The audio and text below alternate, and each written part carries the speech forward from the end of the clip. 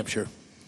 Thank you, Mr. President. I'm sorry to see my colleague, Senator Tillis, leave before I have a chance to tell him how much I'm going to miss him.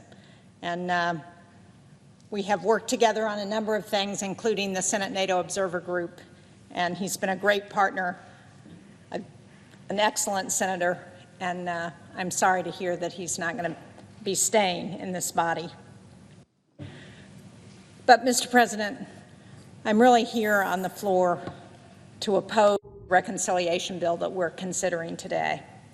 It would be the largest transfer of wealth from the poor to the rich in a single bill in our history. This legislation would take away health care from millions of Americans. It would cut food aid for millions more.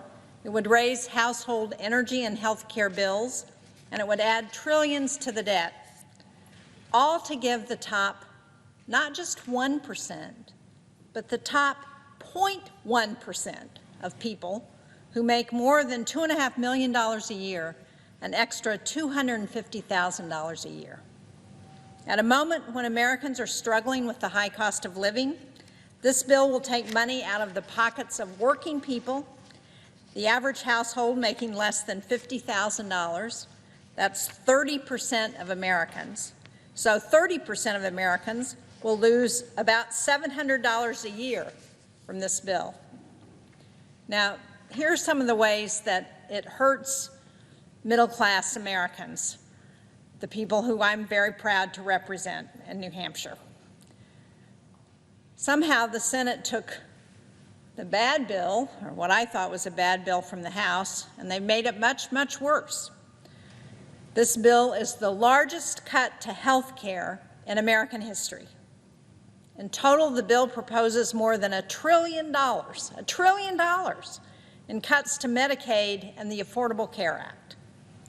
$930 billion of that is Medicaid alone, and because of these cuts, more than 300 rural hospitals could close. More than 500 nursing homes could close. These are core programs and services that benefit seniors, children, veterans, people living with disabilities, and working families. The Congressional Budget Office estimates that 17 million Americans, including 43,000 Granite Staters, will lose their health insurance. Now, over the past several weeks, past couple of months, I've toured New Hampshire. I've heard from countless constituents who are deeply anxious about what this bill means for them and for their families. Again and again, they have said plainly, without Medicaid, without the Affordable Care Act, they would not be here today. I heard from Danielle in Dalton, northern New Hampshire.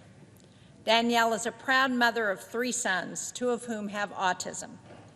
Danielle's sons rely on Medicaid for their health coverage and for their home care. Danielle is not only their full-time caregiver, she receives a stipend from Medicaid to provide for their care. And thanks to Medicaid, both of her sons are able to work part-time. They're able to live at home with their mom, and they're able to remain active in the community. This bill would put all of that at risk. Danielle says her sons could have difficulty qualifying for Medicaid under these new rules. And losing Medicaid would be catastrophic for her family because it would likely force her sons out of work, out of her home, and into a group home or institution. And so it's going to cost a lot more if that happens. Her boys are now contributing members of society, and this bill threatens not only their livelihood and their independence and their future, it threatens their dignity.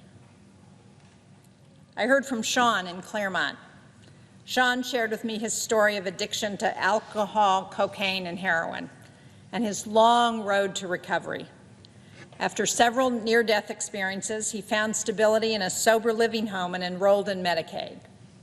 With access to treatment, he was able to hold a job and get his life back on track.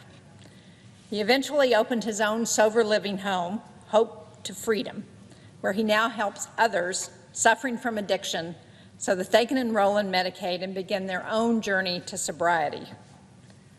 I heard from Carla in Exeter. Carla has twin 3-year-old boys, one of whom had serious medical complications at birth. Now, she always was able to have health insurance with her job, but as her family's medical bills piled up, she enrolled her son in Medicaid to ensure that he got the care that her family could not afford and her employee-sponsored health insurance wouldn't pay for. He still needs extensive care to this day, and losing her coverage would put her family into devastating medical debt. Probably the story that I heard that touched me as much as any was from a man in Berlin in northern New Hampshire. He had had a number of substance misuse issues, mental health challenges. He said, without Medicaid, without this center, we were at a center where Medicaid helped pay to support people who needed help. He said, without this, I would just give up. I would commit suicide because there would be nothing for me. These are just a handful of the countless stories I've heard these past few months. They're about real people. This bill isn't just words on a page. It's a direct attack on not only their health and their economic security, but their very dignity, their ability to have fulfilling lives and to contribute back to their communities and to society. We owe them better than this. This bill would also make catastrophic cuts to food assistance that's provided by the Supplemental Nutrition Assistance Program, also known as SNAP. During this time of high food prices, of increasing food insecurity, it's particularly critical for families to be able to rely on SNAP to help them keep food on the table. One of the ways this bill cuts the program is by requiring states to pay higher costs.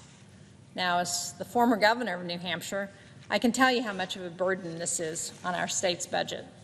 And there are all kinds of provisions in this bill that are nothing but massive cost shifts to states. And this is one area. The bill puts food assistance at risk for families with teenage children, as well as older adults, veterans, and individuals experiencing homelessness. In New Hampshire, an estimated 1,000 older adults could lose SNAP access. These cuts will mean increased hunger across the country. You know, we talk a lot about kitchen table issues here. Passing this bill is an explicit vote to take food off of families' kitchen tables. I heard from Rachel. She's a care coordinator at a behavioral health center in Claremont, which is in the western part of New Hampshire. She told me, and I'm quoting here, SNAP is not just a program, it's a lifeline. For the parents I work with, it means being able to send their children to school with full stomachs and functioning minds. For caregivers struggling to make ends meet, it provides some peace of mind knowing there will be something on the table each night. And for children, many of whom are navigating mental health challenges, SNAP supports stability, dignity, and health during formative years. Without SNAP, the strain on these already vulnerable families would increase exponentially. And she goes on to say, finally, SNAP is not a handout. It's a step forward for families working hard to survive and succeed against overwhelming odds. And on the energy front, for families concerned about energy costs, this bill only offers more pain. In addition to cutting off tremendously successful incentives for electricity that are adding reliable, affordable, and clean energy to the grid at a record pace, this bill cuts off long-standing tax credits for consumers for average everyday Americans to make energy-saving improvements to their homes or to add rooftop solar to take control of their own energy bills. After countless promises to lower people's energy bills, this legislation would do just the opposite. Last year, 2.3 million families took advantage of the home energy efficiency tax credit and cut an average $130 off of their yearly energy bills. Now, that may not sound like a lot to the Mar-a-Lago crowd, but it makes a big difference for families in New Hampshire who worry about how they're going to heat their homes. American households are expected to pay an extra $170 billion in energy bills over the next 10 years thanks to misplaced priorities in this bill. And add to that 1.5 million good jobs that are likely to go away. And it makes you wonder if supporters of this bill have actually read it or if they actually care about American energy dominance. And on taxes, this bill spends more than $4 trillion on tax cuts, including nearly $1 trillion in new tax breaks for the biggest corporations. But for taxpayers earning less than $30,000 a year, they would see an average tax increase. Let me say that again, because I didn't say that quite right with the right emphasis. For taxpayers earning less than $30,000 a year, they would see an average tax increase in 2029. And these are the same families who are going to be harmed most by extreme cuts to Medicaid and SNAP.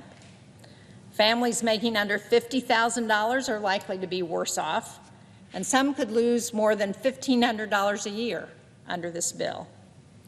So if you add to that the effects of Trump's tariffs, which raised the cost of living for a typical family by $2,000 a year, this makes it even worse for families. So the bottom 80% of households, those making less than $175,000, will be worse off on average under this bill.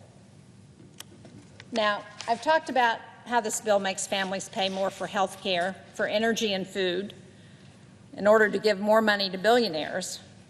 But there are a few other things that people should know. First, because of the trillions of dollars this bill would add to the debt, interest rates are likely to go up. That adds more than $1,000 a year for a typical mortgage.